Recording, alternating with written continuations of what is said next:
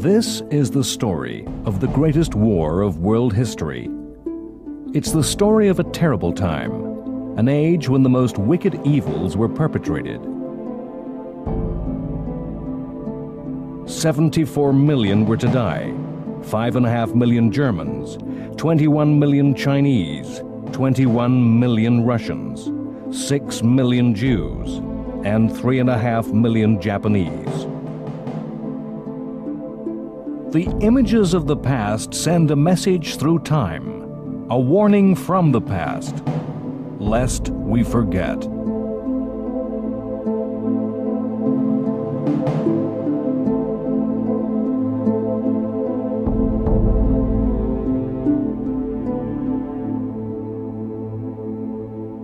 March 1933. A new Chancellor of Germany is elected. He does not seize power with conspiracy. He uses no violence. He is made Chancellor according to the laws of German democracy. A democracy he has openly and truthfully promised to destroy. He promises openly and truthfully to end the unfinished business of World War I, with blood if need be. He is Adolf Hitler.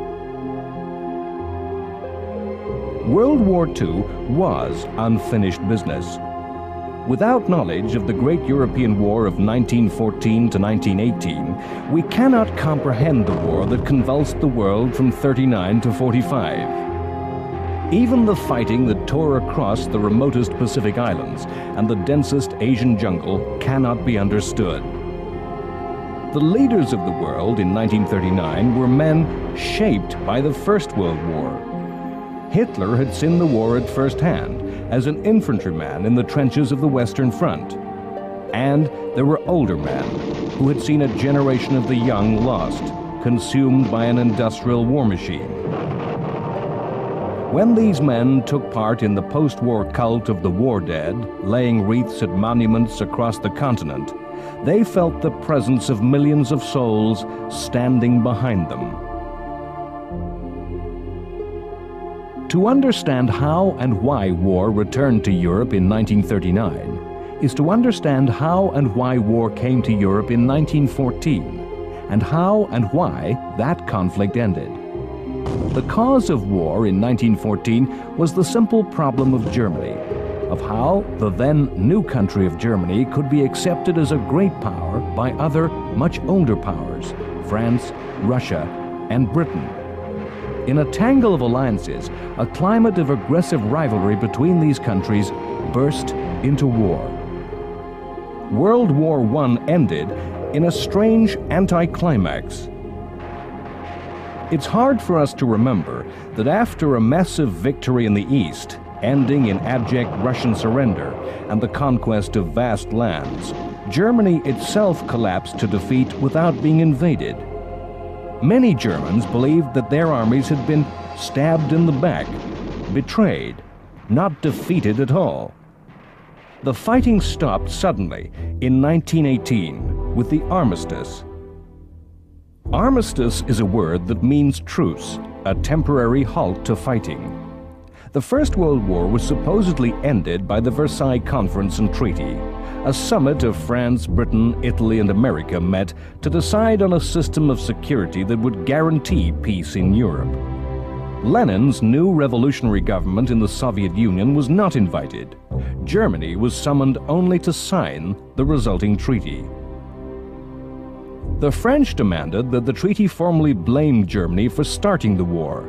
Britain saw the war more as a terrible mistake. Every line of the treaty followed from the supposed German guilt. The guarantee of peace was to be the punishment and weakening of Germany. In fact, each line was a recipe for a future renewed war. Germany lost territory in the east where huge areas had been won from Soviet Russia. These gains of what in later years would be called Lebensraum, living space, were taken away and used to create a new nation, Poland. A high-minded and noble idea was that states should be decided by nationality. Therefore, the Polish had a country of their own, rather than living as minorities in Germany or Russia. But in drawing the new map of Europe, the principle of nationality was forgotten at Germany's expense. The new Poland was given access to the sea, and in the process millions of Germans became a minority in Poland. The new Czechoslovakia was to be given defendable borders and included millions of Germans, the Sudeten Germans, and a minority of disaffected Slovaks. Contrary to the basic principle of nationality, German-speaking Austria was forbidden to unite with Germany, lest the two countries combine their strength. Versailles created a Europe where Germany, still a big, powerful country, was bordered in the east by weak, smaller countries, countries with whom Germany now had scores to settle. The fighting had devastated huge areas of northern France and nearly bankrupted the economies of both Britain and France.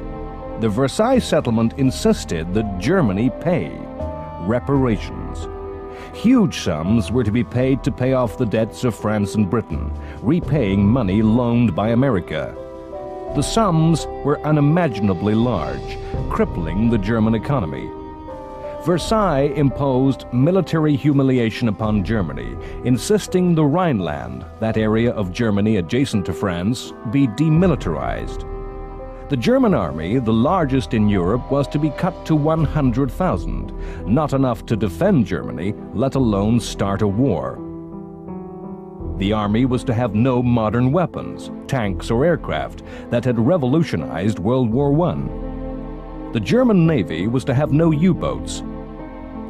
Versailles established the League of Nations, which would provide a forum in which international security could be policed and aggression contained. As the people of Europe mourned a lost generation, they lived in a continent where the tensions that had torn the nations apart remained, and upon which had been layered new resentments and new grievances. Now, the most powerful country in Europe remained, with its strength, size, industry, economy, and population intact, and with a whole catalog of further grievances. And the success of Versailles as a system for peace and security depended on German cooperation. If Germany refused to pay, if she rearmed, if she moved troops into the Rhineland, the only option open to France and Britain was to restart the ghastly horror of the Western Front, to renew the war, fought to end all wars. Versailles was weakened from the start. The British thought the settlement unfair and unrealistic, the French that the punishment of Germany had not gone far enough, that the only punishment of German breach was war, total war, made international relations a high-risk game, made for a bold individual gambler. What of the United States, the power whose entry into the war in 1917 had weighed the scales against Germany? The USA turned in upon itself, concerning itself with the 1920s and all that decade means for American history. Having entered into world affairs, the United States turned its back on Europe, the Congress refusing to ratify the treaty, refusing to join the League. The oceanic distances separating the old from the new world seemed to provide insurance from the problems of Europe. The map of Europe was now a map to war, the history determined and awaiting the minds and the wills to act out the script. Already, as Hitler took power in 1933, the system of reparations had collapsed amidst the world economic crisis. For 13 years, reparations had been a major issue keeping the war alive. Germany had lurched from financial disaster to disaster. Any individual German's money troubles, the great inflation and the huge unemployment of the 1920s were laid at the feet of Britain and France.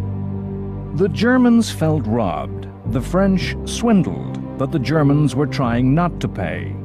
The British saw reparations as part of the problem. feeling their abandonment would bring about a European economic recovery. A run on banks in the early 1930s had caused the payments to be written off and had discredited the German government, helping bring Hitler to power. The 13 years of fighting over money helped destroy the Versailles settlement.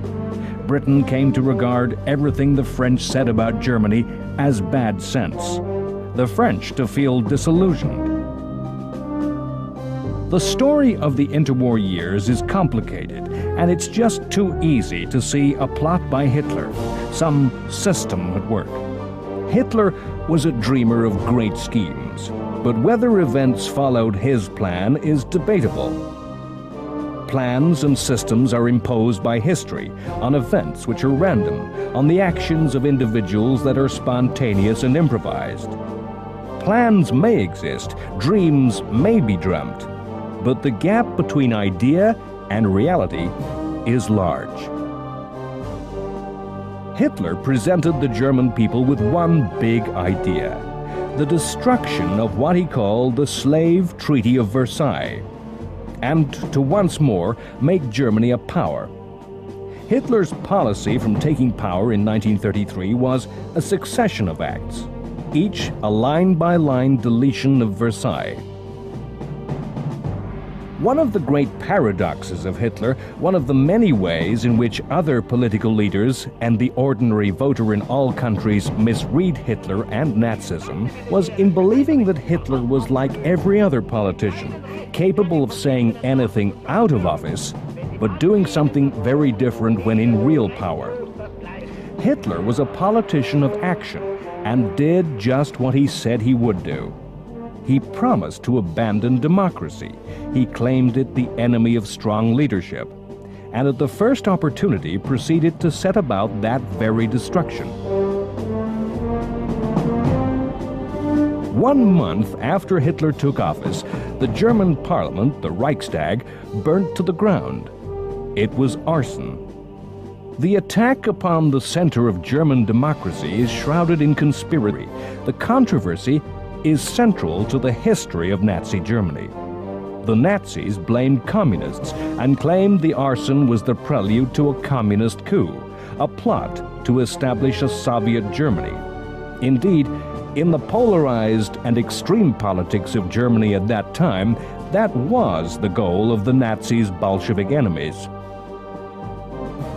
The alleged arsonist was Marinus van der Lubbe, a young Dutch communist arrested in the building that night. His voice is silent as he was tried, condemned, and executed. History will forever turn over and question the events of that night in Berlin. Was van der Lubbe the patsy of the Nazis, who started the fire themselves to create a crisis they would then exploit? Was van der Lubbe the tool of a real communist plot? Was there no plot, but an imagined plot that a paranoid Hitler thought real? Was van der Lubbe the lone gunman, responsible for the whole attack himself? History can only show with certainty the result of the fire, the physical and the political destruction of German democracy. The Nazis used the emergency to suspend parliamentary democracy and arrest and imprison all communist and socialist opponents. The office of Chancellor was combined with that of President. Head of government became head of state. The army swore personal loyalty to Adolf Hitler, and a parliamentary democracy became a dictatorship.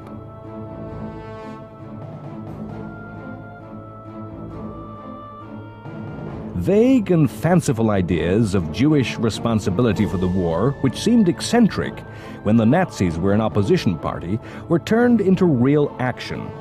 According to Hitler, the Jews sought the destruction of the Aryan Nordic German peoples, and it caused war between Britain and Germany.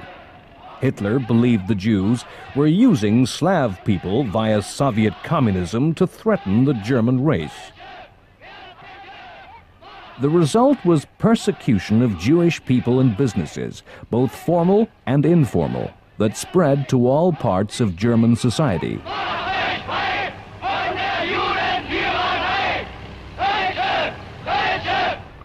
Wir haben 4 Jahre damals uns ausgebeten und wollen diese 4 Jahre nützen. Hitler did as he promised. He said he would end unemployment and did so, implementing policy that was a German New Deal, a recovery program that was every bit as successful as that of Roosevelt in the USA.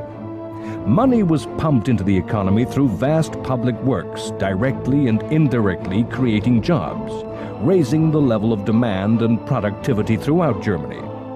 A lasting image of the 1930s is of Hitler and other Nazis proudly opening autobahns, futurist highways of a new age. It was a more ruthless New Deal than Roosevelt's, the destruction of trades unions making the manipulation of the economy easier than in America. The great parades of Nazism, stupefying to the eye, were the genuine expression of a nation willingly, gladly, and gratefully marching symbolically and actually in step with the will of one man. Already in 1933, the system of reparations had collapsed. Hitler first made an attack upon the principle of disarmament. Hitler's predecessors in government had been party to a lengthy conference of disarmament demanding revision of the treaty. Hitler, sensing France too weak to do anything and Britain thinking the treaty unfair, simply walked out of discussions and ordered rearmament. It was a gamble. The French raged, but as Germany began to once more launch U-boats, began openly to develop tanks, as the skies began to fill with the embryonic Luftwaffe, nothing happened. Hitler had challenged the British and French to fight. The gamble paid off. Nothing happened. Hitler simply left the League of Nations, and nothing happened.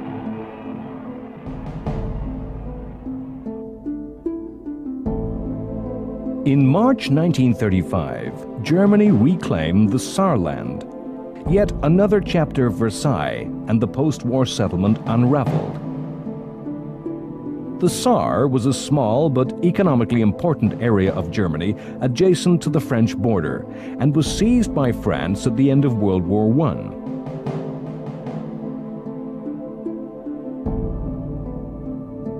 The Versailles Treaty promised that after 15 years of French occupation, the population of the Saar could vote to choose French rule, German rule, or independence. It was now 2 years into Hitler's regime. Any Saarlander knew that union with Germany meant joining an aggressive militaristic dictatorship, that it would be a democratic vote to end democracy. The people of the Saar were as educated, as intelligent as any European people. The issues at stake were fully and openly debated. The French made a strong and attractive case for retention of their rule. The voting was free and fair, internationally monitored. 98% chose Germany, chose Nazism, chose Hitler.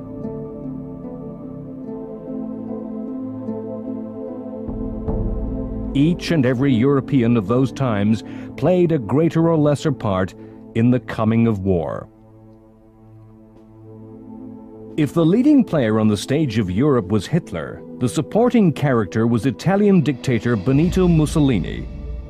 Mussolini and Italy's story may be just as well explained as a desire for greatness. The Italian fascists came to power many years before the German Nazis, for reasons much the same. Although on the victorious side in World War I, Italy had felt cheated of the due and just spoils in the peace.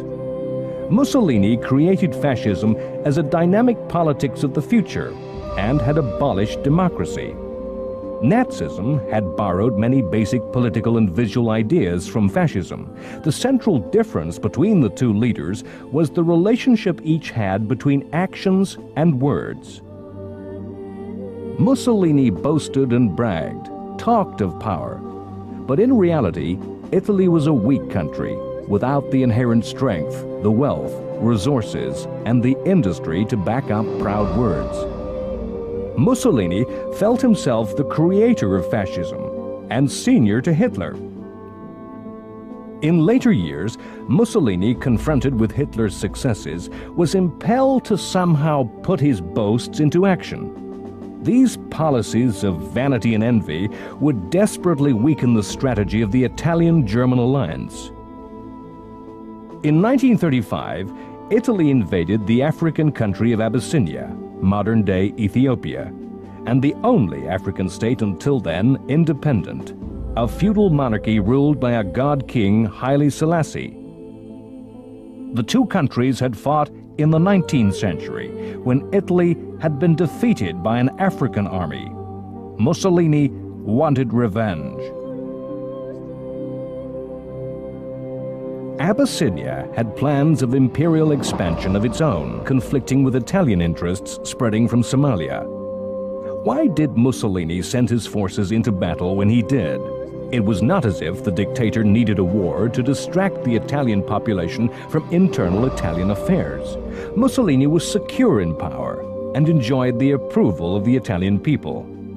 It was not a war that Italy could particularly afford, and Abyssinia was not a colony worth having for its wealth. It was not that Abyssinia was the target of a rival imperial power. The world recognized that the remote African kingdom was in Italy's sphere of interest.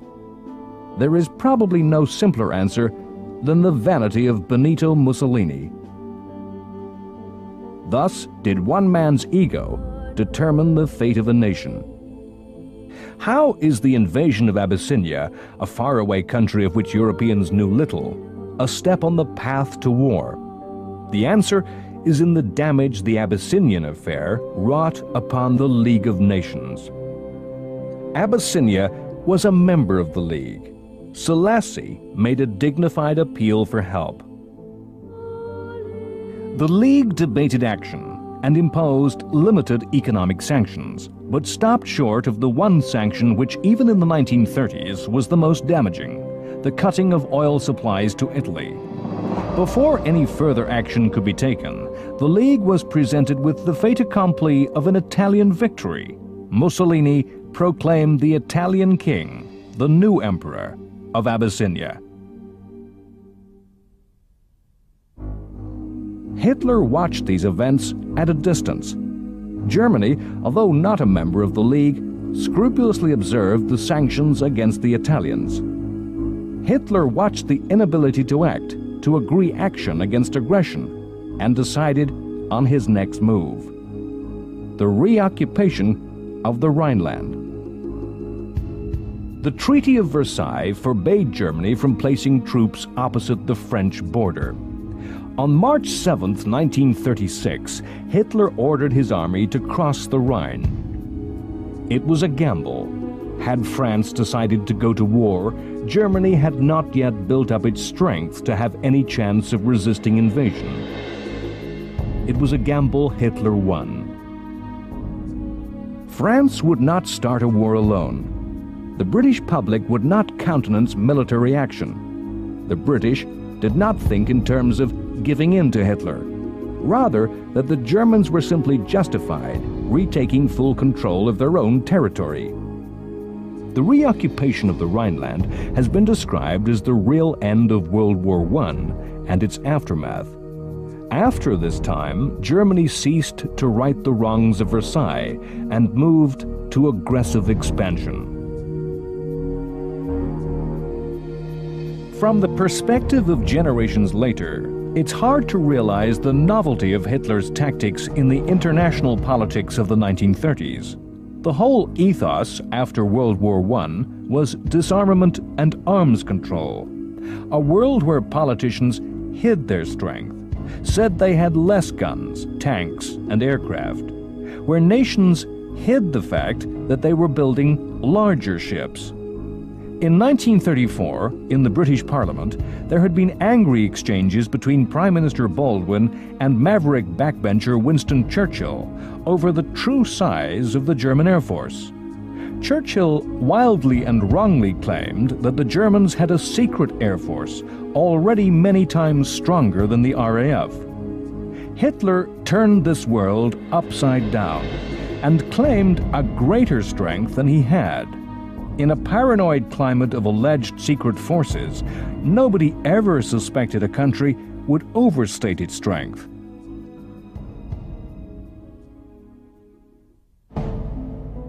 In 1936, civil war broke out in Spain.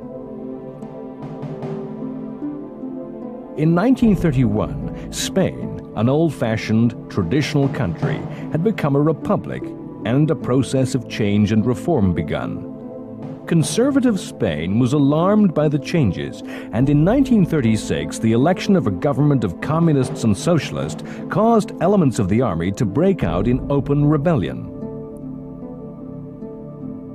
Whether this revolt was part of a grand fascist conspiracy is doubtful. The Spanish generals were too aware of their country's long history as a great power to be anybody's puppets. Rebel leader Francisco Franco was not a fascist, rather an old-fashioned conservative who valued patriotism and religion. A man who looked to the values of the past rather than some revolutionary future. Yet the Italians and the Germans supported Franco, sending planes, soldiers, and arms. Both desired to discredit democracy and used Spain as a testing ground for new weapons. Neither was prepared to risk war over Spain. Both were prepared to back down had Britain and France opposed the fascist intervention. Neither of the democracies wanted to become involved. Both feared the war would grow into a general European war. Once again, Hitler bluffed, and the democracies backed away. Soviet Russia supported the Republican government out of solidarity with the Communists, who increasingly came to dominate the direction of the Republican War, and also out of a hard-nosed decision to create mayhem on the far side of Europe, distracting and dividing would-be enemies. The war might have ended quickly with defeat of Franco's rebels had the democracies supported the legitimate government. It might have ended quickly had the strict neutrality Britain and France imposed been likewise observed by the fascists and communists. As it was, the fighting dragged on for 3 more years. 3 years of increasing brutality on both sides. Franco's troops killing anyone of even the most liberal opinion. A third of Spain's clergy, monks, nuns, and priests were killed for their faith by the Republicans. The Spanish Civil War has gained a special place in history. To this day, no account seems capable of telling the story of Spain without partisanly refighting the battles. The mythology of the International Brigade, the few thousands of young left-wing idealists from the democracies who joined to fight fascism, paints the war in a romantic light. But Spain represented a conflict as isolated from Europe as the country itself. Subsequent history shows Spain remaining resolutely neutral in the European war. If there was a Nazi plot, Hitler gained little benefit.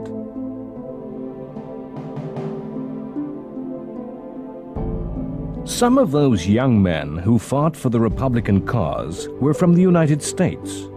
America as a nation was as resolutely neutral over the issue of Spain as any other. Without the United States, the history of World War II would not be complete. But America is the empty space upon the world stage of the interwar period. Throughout the 1920s and 30s, America gazed inward to its own complex society. While American ideas had been responsible for much of the idealism that permeated Versailles, the Congress of the U.S. refused to ratify the treaty. America was to have nothing to do with the League, nothing to do with policing the system of security that the treaty created. America had vast problems of its own, dealing with the economic chaos of the Great Depression and the Wall Street crash. It was chaos that affected industry and agriculture alike, causing mass unemployment and huge internal movements of population. It was a time of civil unrest, with mass protests before the White House. General Douglas MacArthur earned himself a different niche in history as he commanded U.S. troops to prepare to fire on U.S. citizens. A bizarre side street of history is that in 1930, many serious strategic thinkers and military experts thought that if any major war were to break out in the world in the next 10 years, it would most likely be contested between the United States and Great Britain. The isolationism of the U.S. was traditional in a society 2 oceans away from the rest of the world. In 1932, a new type of politics came to power in America with the election of Democrat Franklin Roosevelt. It looks, my friends, like a real landslide this time. In the New Deal, American interests were ever more closely focused on affairs at home and not across the seas. America was, in fact, to become the most deadly enemy of Hitler in the coming war. The underestimation of America was the Nazi dictator's greatest mistake. America was held by Hitler to be a country of no threat, racially weak, dominated by Jews, contaminated by its African-American population. The isolationism of the United States was reflected in its military strength. The USA could threaten no nation in the 1930s. While Germany thought the restricted 100,000-man army an insult, the United States Army was freely kept by Congress at around 135,000. Weak forces meant the views of the USA, even had she chosen to speak, would have been of little import. In 1935, Congress reinforced the wall against the world by passing the Neutrality Acts. These laws were the products of a conspiracy theory that U.S. arms manufacturers had engineered America's entry to the First World War. The new laws prevented U.S. arms sales to any nation at war. If Hitler paid little interest in the USA, across another ocean, the Empire of Japan viewed America with envy and aggression. The place of Japan and China in the build-up to the outbreak of war is often neglected. On the other side of the world, great movements of people and ideas were unfolding, acts perpetrated involving astounding cruelty and inhumanity. Huge conspiracies and war plans were forming in Japan. In 1926, a new emperor ascended the chrysanthemum throne, Hirohito. As was and remains the custom, a name was chosen for the era of the new monarch's reign. This was to be the Showa, the era of illustrious peace. The coming years were to bring anything but peace to the peoples of Japan and Asia. In the interwar years, Japan's miraculous transformation into a modern society seemed to be failing. There was economic depression, high unemployment, and rural poverty. Japan had sided with the victorious powers in World War I, yet gained little from the peace. The abandonment of democracy by European states, such as Italy and Germany, seemed to hint to some Japanese that they too should abandon the foreign ideas and return to a traditional society. Expansion from the crowded Japanese islands, islands that lacked the resources needed to power a modern industrial society, seemed a way out of the problems of recession and unemployment.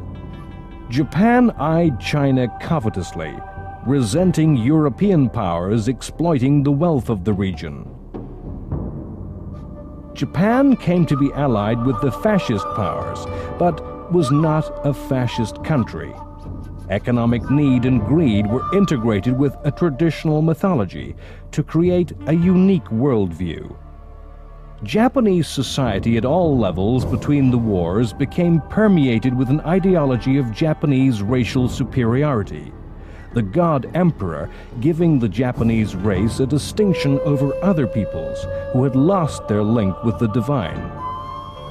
This ideology saw a future war in which enlightened Japanese liberated the less fortunate of Asia, and a war of world domination that would be fought against the United States.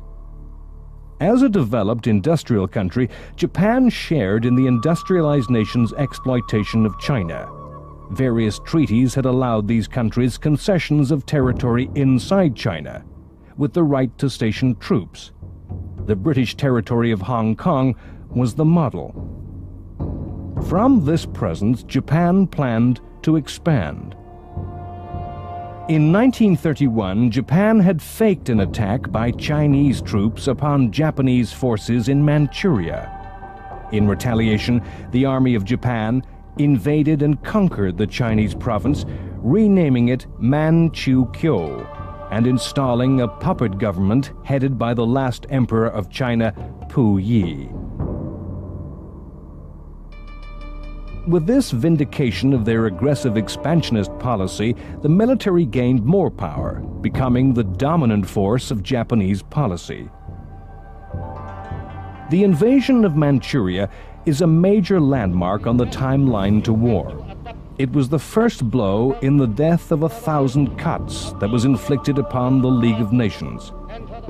A whole year after the Japanese completed their conquest, the League issued a report, carefully and worthily written, that condemned Japan's action. Nothing happened. Japan left the League. This was a whole year before Hitler's rise to power. In November 1936, fearful of Russian communist ambition in the Far East, Japan formed a pact with Germany and Italy, the Anti-Comintern Pact, directed against communist expansion. This was not a relationship of great trust or shared ideology, more of expedience and fear of a common enemy. Japan knew that Nazism's white supremacism could never be reconciled with their own racial supremacy. In 1937, full war broke out between China and Japan. The reason again, a faked attack by China upon Japanese troops. The Chinese, led by the aggressive Chiang Kai-shek, fought back. The war was to be long and vicious from the very start. In December 1937, the Chinese capital of Nanking fell. As many as perhaps as 1/3 Chinese were killed in an orgy of murder, rape, torture, and looting. In 1937, 1/2 of the World War had already begun. Chinese historians believe this was the start of World War II.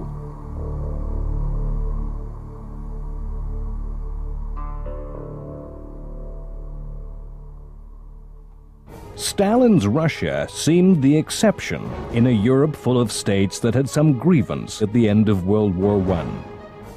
Russia's interest in international affairs was cautious and pragmatic, designed mainly to ensure no great coalition of capitalism was formed against Bolshevism. This was the time of the mass industrialization of the Soviet Union, of the 5-year plans. These years were the years of the purges. Every Russian, including Stalin, living in paranoid terror, fearing the enemy at home, and dreading betrayal, denunciation, imprisonment in a labor camp, or summary execution. Millions were to die and disappear. Of course, in the despotic terror of Stalinism lay a fearful dilemma for the democracies, which explains much of what has come to be called appeasement. In the 1930s, who was worse, Hitler or Stalin? To Western Europe, Bolshevism seemed far the greater evil, and Hitler at least a stern anti-communist. The actions of the politicians who wore suits, the Democrats who faced Hitler, are the counterparts to Nazi aggression. The mythic history of the war condemns them as appeasers, weakly giving in to Hitler's lies.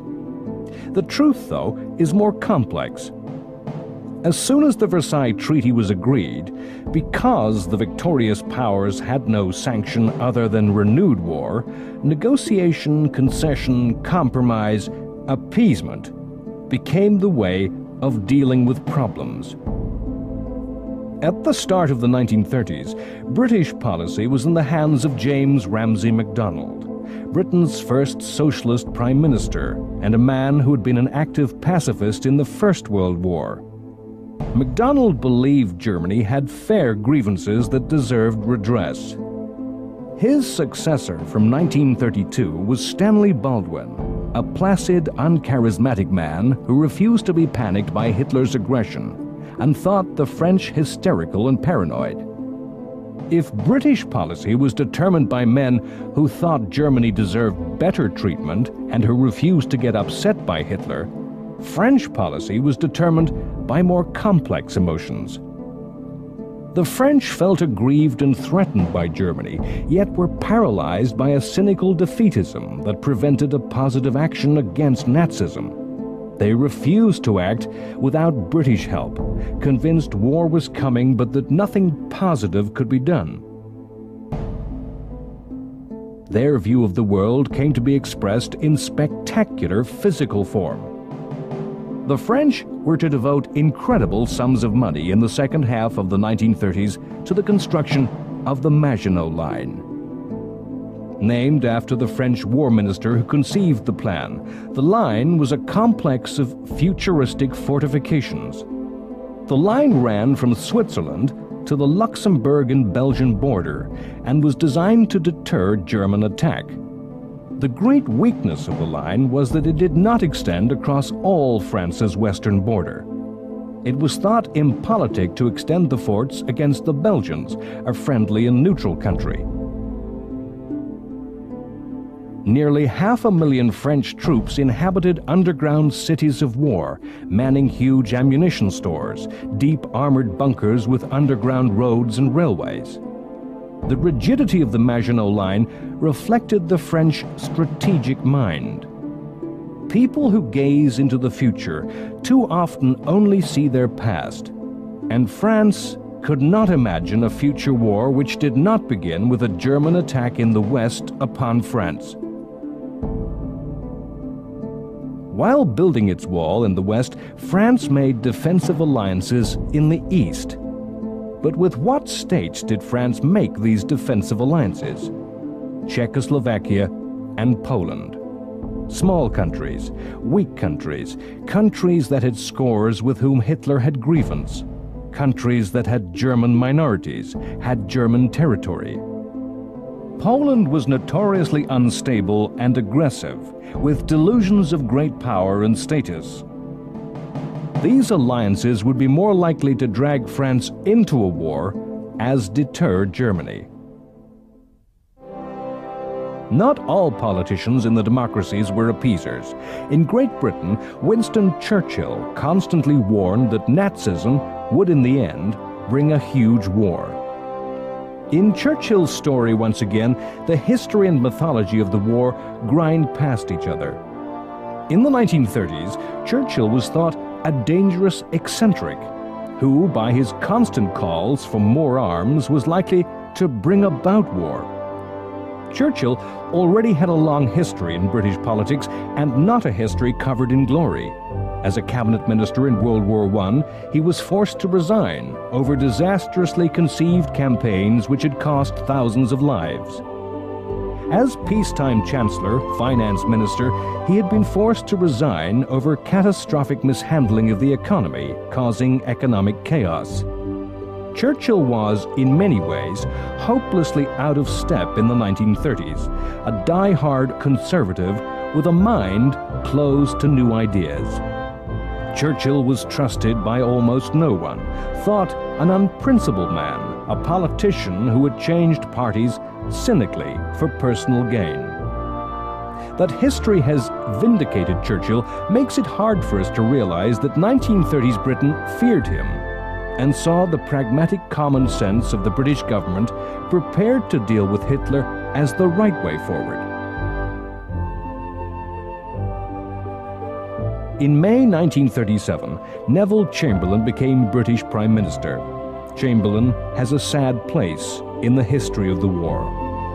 The wisdom of hindsight and the mythology of the war makes him arch-appeaser, the betrayer of small countries, the mirror of weakness against Churchill's strength. If we are to judge this man, let us ask ourselves, would we, in our turn, as people of reason and fairness, not attempt everything possible to avoid the recurrence of war? Would we really follow the insane ravings of Churchill? Chamberlain was a sharp contrast to his predecessor Baldwin, who placidly drifted through international affairs. Chamberlain, despite the appearance of a 19th century gentleman, had a keen mind, was a competent administrator who really could achieve in government. He came to office determined to get things done, to resolve rather than ignore problems. Today, appeasement is a dirty word, synonymous with insipid surrender. In the 1930s, it was the problem, not the enemy, that was appeased. Appeasement meant negotiation and compromise. Chamberlain was a determined and principled man who simply pursued what everybody, politician and citizen alike, saw as the sensible way to do things.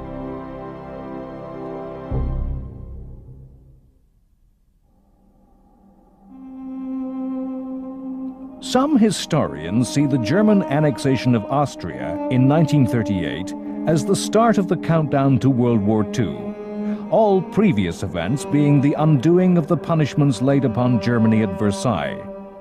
The union of Austria and Germany, the Anschluss, went beyond any restitution and was aggressively expansive.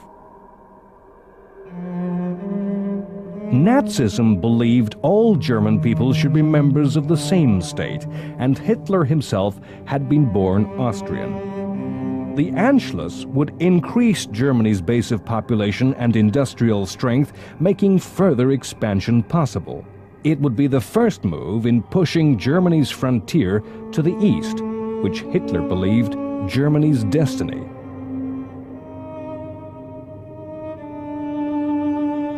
The Austrian Nazis were in constant ferment and agitation against the Austrian government. There was a history of violence and assassination, of threatened and attempted coups. In 1936, Austrian Chancellor Schuschnigg had made what was ironically called a gentleman's agreement with Hitler. Concessions were made to the Nazis, yet the agitation continued. 2 years later, in February 1938, Hitler and Schuschnigg met again, and it was agreed that a Nazi sympathizer be made minister in charge of Austrian security. The Austrian government saw this as part of a gradual taking over of Austria and proposed a vote on Anschluss. With the reoccupation of the Rhineland, Hitler had bluffed his strength. Now German troops began to really mass on the Austrian border, to intervene, to prevent chaos and anarchy in Austria. For perhaps the first time in history, an international crisis was conducted over the telephone. Schuschnigg and the Austrians, who wished to retain independence, tried to rally support among the leaders of Europe. In a series of phone calls, they found no one would support Austria. Britain and France thought war not a price worth paying, accurately sensing that most Austrian people were not opposed to Anschluss. As German troops entered Austria, they were received with wild enthusiasm. Hitler is a hero. Austria was incorporated as part of the Third Reich. Hitler's plan had been to take control of Austria slowly, by the same methods as in Germany, by first using and then dissolving democracy, creating a puppet state. As he received the adulation of the Austrian people as a whirlwind of history gathered around Europe, perhaps even Hitler thought that the pace of time was accelerating towards a destiny that might not be in any man's total control. Next time on World War II, The Complete History, it's the turn of the state of Czechoslovakia to face the might of Hitler's ambition and wrath. In the defining moment of the 1930s, Neville Chamberlain flies to Munich to resolve the crisis. The great powers of Europe meet to decide the fate of the small Central European country. The Czechs wait outside to be told their fate.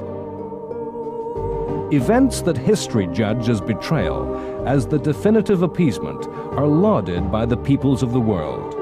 Chamberlain returns to London a hero. He promises peace in our time.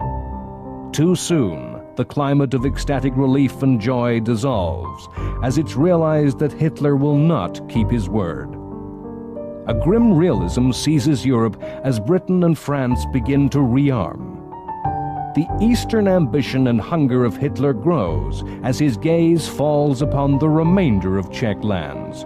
The nation of Czechoslovakia dissolves. All over Europe there is a fatalistic certainty that war is coming. Poland is the subject of Hitler's mystical belief and territorial avarice. In a move which shocks the world, Nazism and Soviet communism form an unholy alliance that seals Poland's fate. Enmeshed by alliances disguised as protections, France and Britain are committed to aid Poland, and war breaks out.